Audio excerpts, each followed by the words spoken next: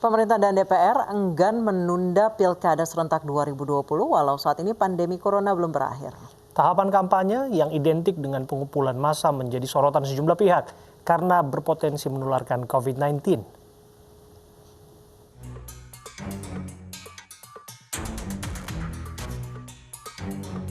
Pilkada serentak 2020 diputuskan tidak ditunda dan tetap digelar di tengah pandemi setelah Menteri Dalam Negeri menggelar rapat dengan Komisi 2 DPR dan KPU pada 21 September lalu.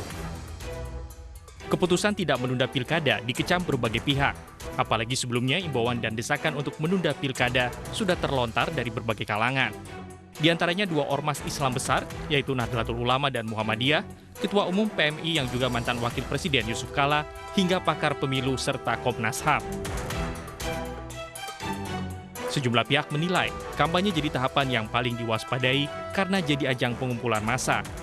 Namun KPU telah membuat regulasi baru untuk menekan penularan COVID-19. Sementara Satgas Penanganan COVID-19 mengingatkan kepada calon kepala daerah dan pendukungnya untuk disiplin menerapkan protokol kesehatan selama kampanye. Perang melawan COVID tidak bisa kita lakukan sendiri. Kami harapkan komitmen seluruh masyarakat bersama calon kepala daerah untuk betul-betul bisa melindungi masyarakat di dalam proses pilkada ke depan. Sebelumnya pada tahap pendaftaran pilkada, banyak kandidat kepala daerah dan pendukungnya yang melanggar protokol kesehatan. KPU akhirnya membuat larangan untuk kegiatan kampanye yang menimbulkan kerumunan karena potensi penularan COVID-19 sangat besar jika protokol kesehatan diabaikan. Tim Liputan iNews melaporkan.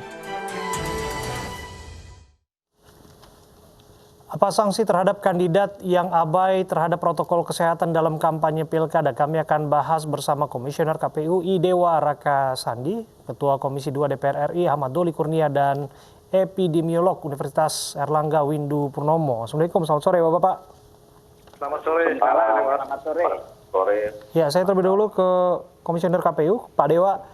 Pak Dewa, sebagaimana yang diprediksi diperkirakan oleh sejumlah kalangan, rentan sekali pelanggaran protokol kesehatan dalam kampanye ini. Pada kenyataannya pun demikian hari ini. Tanggapan Anda terkait yang terjadi di sejumlah kota? Baik ya, jadi kami telah melakukan evaluasi ya terhadap penerapan protokol kesehatan ini pada tanggal 15 September yang lalu.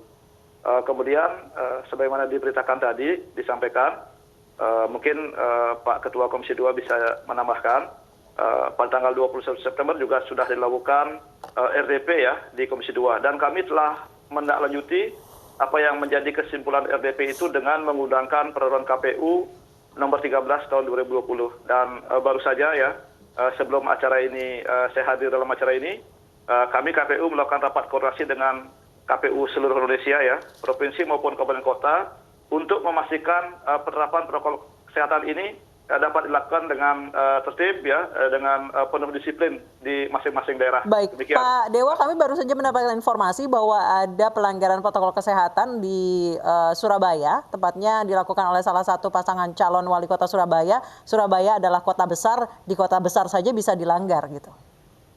Ya, itu sudah diatur dalam peraturan KPU dan kami sudah berkoordinasi dengan Bawaslu ya beberapa waktu yang lalu.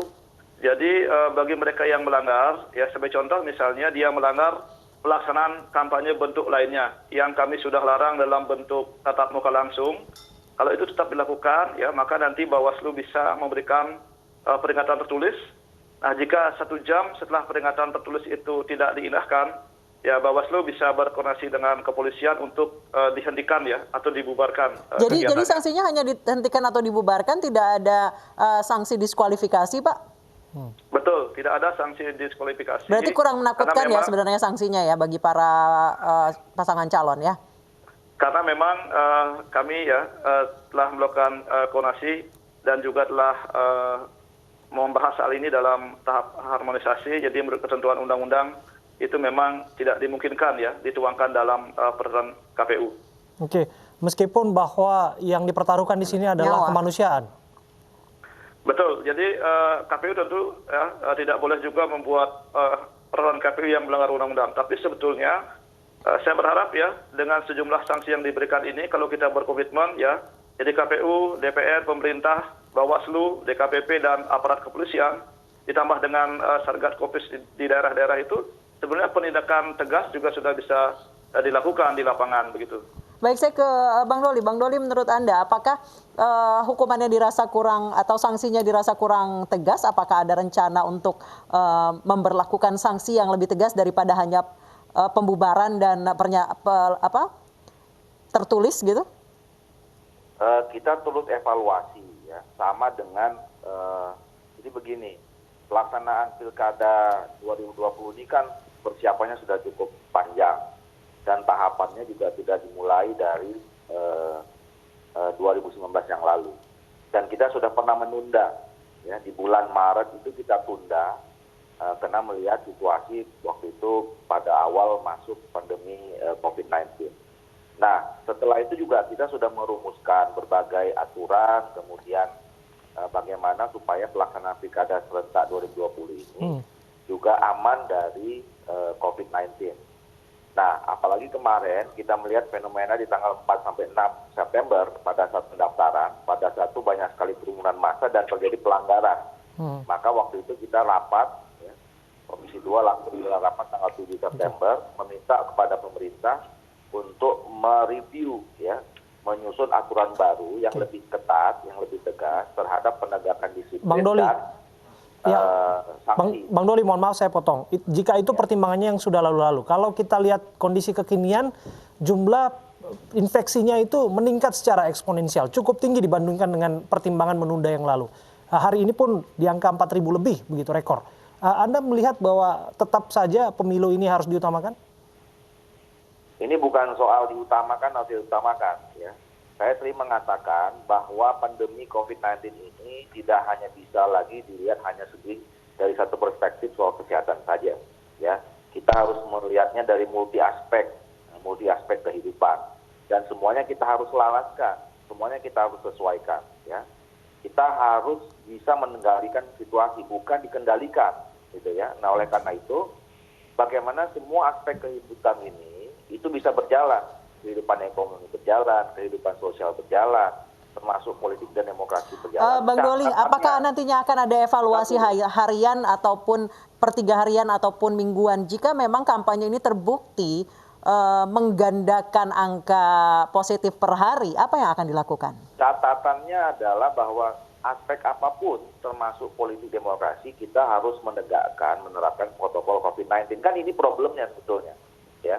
Nah, kalau bicara soal evaluasi, saya ingin sampaikan, sejak kemarin kita memutuskan menunda dan kemudian melanjutkan, kami hampir setiap hari, ya, baik informal maupun formal, saya tiap hari koordinasi dengan Pak Menteri Dalam Negeri, kemudian seluruh jajaran Kementerian Dalam Negeri, dengan BNPB, kemudian dengan KPU, bukan hanya RI, Bawaslu, bukan hanya RI, tapi di daerah, kita koordinasi terus. Makanya begitu kemarin kita lihat kerumunan di tanggal 46, 7 kan langsung rapat. Dan kemarin kita juga mempersiapkan tanggal 23, 24, dan 26. Baik. Kita kemarin tanggal 21 rapat lagi. Tapi setiap hari secara informal kita akan monitor. Nah, kembali ke pertanyaan yang tadi, kita akan lihat monitor 1, 2, 3 hari ini. Jadi gini, kemarin kita memang lebih mempercayakan aturan itu lebih sedikit lunak, ya. Membangun kesadaran, bawah. Baik, Bang Doli, saya akan meminta pertimbangan dari Pak Windu. Pak Windu, nampaknya opsi menunda ini sudah dihilangkan. Pemerintah dan jajarannya ini bersikukuh tetap ada pilkada. Apa sih yang bisa dilakukan untuk meminimalisir angka positif corona jika memang masyarakat ini sulit untuk bisa social distancing dan menerapkan protokol kesehatan pada faktanya ya di lapangan? Sebetulnya opsi, ini saya bicara opsinya dulu ya. Sebetulnya opsi penundaan tidak boleh dihilangkan, ya. Selalu harus dibuka peluang untuk menunda. Meskipun sekarang katakanlah ya sudah diputuskan lanjut, tetapi kan kita tahu ya kalau situasi sudah sangat berbahaya, dan ini sebetulnya hari-hari ini adalah situasi yang sangat berbahaya, sudah kritis kita. Tetapi kalau misalnya situasinya makin bertambah kritis, kita harus berani menghentikan semua proses ini, ya. Jadi tidak boleh opsi itu kita hilangkan ya untuk menunda pilkada ya, karena katakanlah misalnya nanti pada bulan November katakanlah ya, pada bulan November, awal November ini betul-betul kejadian atau kasus COVID-19 ini begitu eksponensial ya, jadi lebih tajam lagi daripada sekarang. Kita harus berani menghentikan ya, jadi jangan kemudian kita menghilangkan opsi itu yang pertama. Sekarang kalau misalnya katakanlah opsi ini sekarang sementara untuk yang saat ini kita tetap melanjutkan pilkada. Apa yang harus kita lakukan? Saya melihat di peraturan KPU yang nomor 13 ya, yang perubahan kedua dari revisi PKPU nomor 6, itu masih ada peluang bahwa calon masih bisa dalam pertemuan terbatas mengumpulkan orang sampai 50 orang. Nah, jadi gini loh ya, seharusnya semua kegiatan ya di dalam rangka proses entah kampanye, sosialisasi sampai dengan pencoblosan itu seharusnya tidak boleh ada pertemuan tatap muka ya, atau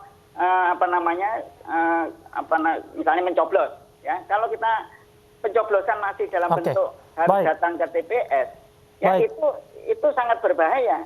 Baik, jadi Pak Windu. Sayang sekali waktu kita terbatas, namun terakhir saya harus ke Pak Dewa, Komisioner KPU.